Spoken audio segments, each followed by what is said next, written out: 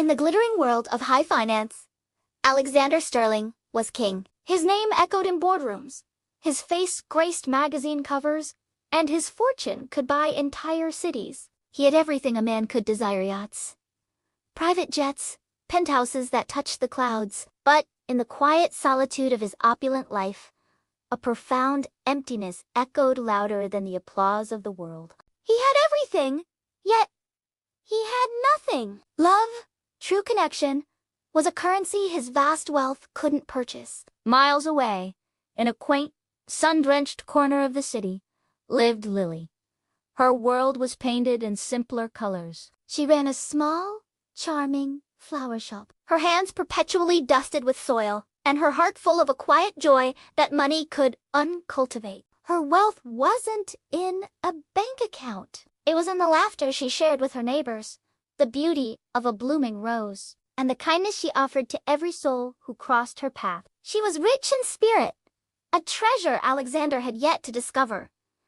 Their worlds collided on a rainy Tuesday. Alexander, late for a meeting, his mind a storm of stock prices and acquisitions, rushed out of his chauffeured car and straight into Lily, who was wrestling with a bouquet of sunflowers. The vibrant yellow petals scattered across the damp pavement, a splash of sunshine on a gray day. He barked an impatient apology, ready to move on, but something stopped him. It was the look in her eyes. Not anger, not awe at his expensive suit, but a gentle amusement. She simply knelt, gathering the fallen flowers, her smile as bright as the blooms themselves. For the first time, Alexander was utterly speechless. He offered to pay for the damage, pulling out a thick wallet, but she just shook her head, handed him a single, perfect sunflower, and said, "A smile is payment enough." That brief encounter planted a seed in Alexander's soul. He couldn't shake the image of her, a stark contrast to the calculated, polished women who moved in his circles. He found himself drawn back to that little flower shop, his excuses growing thinner each time. He was captivated by her simple grace, her genuine laughter, the way she spoke to her plants as if they were old friends. He was Alexander Sterling, a man who got what he wanted, and he wanted to know Lily. So he did what he knew best. He tried to buy her affection. A diamond necklace was delivered to her shop. Lily politely sent it back with a note.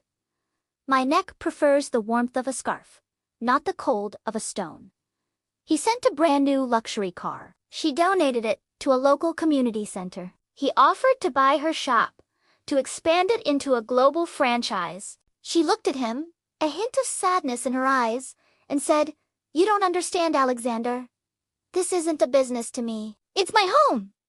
Every rejection was a blow to his ego, but a lesson for his heart. Frustrated and intrigued, he decided to change his strategy. Instead of sending gifts, he started spending time. He began to listen. He learned that her favorite color was the deep purple of a twilight sky, that she believed every flower had a story, and that her greatest dream was to create a community garden for the neighborhood children. He saw the world through her eyes, a world where value wasn't measured in dollars, but in moments of connection and acts of kindness. He started showing up at her shop, not in a suit, but in jeans and a simple shirt. He learned the difference between a rose and a ranunculus. He got his hands dirty, helping her plant seedlings in the small patch of soil behind her shop. He felt the sun on his back and the earth under his fingernails.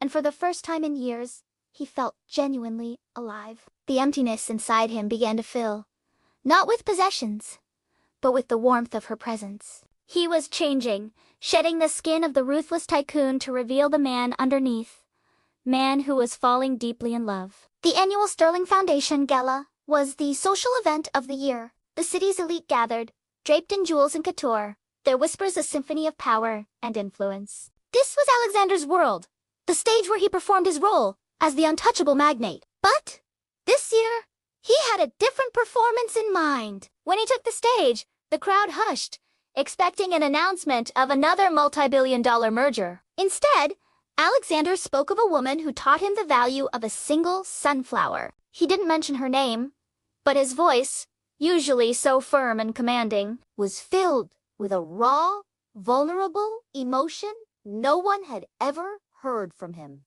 He announced that the night's fundraising would not be for a new museum wing or a corporate sponsorship. Instead, the Sterling Foundation's entire annual fund would be dedicated to creating urban green spaces and community gardens across the city, starting with one in a small, vibrant neighborhood. Then, he did something that sent shockwaves through the opulent ballroom and across the news feeds of the world. He looked directly at a camera broadcasting the event live and said, "This is all for you. Because you showed me that the richest man isn't the one with the most money, but the one with the most love to give. I don't want to buy your world. I want to be a part of it." He pulled a single, slightly wilted sunflower from his pocket, the very one she had given him weeks ago, and held it up. "I love you." In her small apartment above the flower shop, Lily watched the broadcast on a small television, surrounded by her plants. Tears streamed down her face as she saw the man she had come to care for. The man she thought could never truly understand her, lay his heart bare for the world to see. It wasn't the money or the grand gesture that moved her. It was the sunflower. It was the proof that he had listened, that he had learned, that he had truly changed. Her phone buzzed. A simple text from him. "Can I come home?" The next morning, the world didn't find Alexander Sterling on the cover of a business journal. Instead, a candid photo went viral. It showed Alexander and Lily, hands intertwined, kneeling in the soil of a newly plotted community garden, laughing as a group of children planted their very first seeds. There were no diamonds, no private jets, just two people, rich in a love that money could never buy, building a new world together, one flower at a time. They had found a treasure far more valuable than gold, proving to everyone that the greatest fortunes are the ones held not in a bank, but in the heart. Thank you so much for watching this story unfold. If you enjoyed it, don't forget to like, share, and subscribe for more content that warms the heart. See you next time!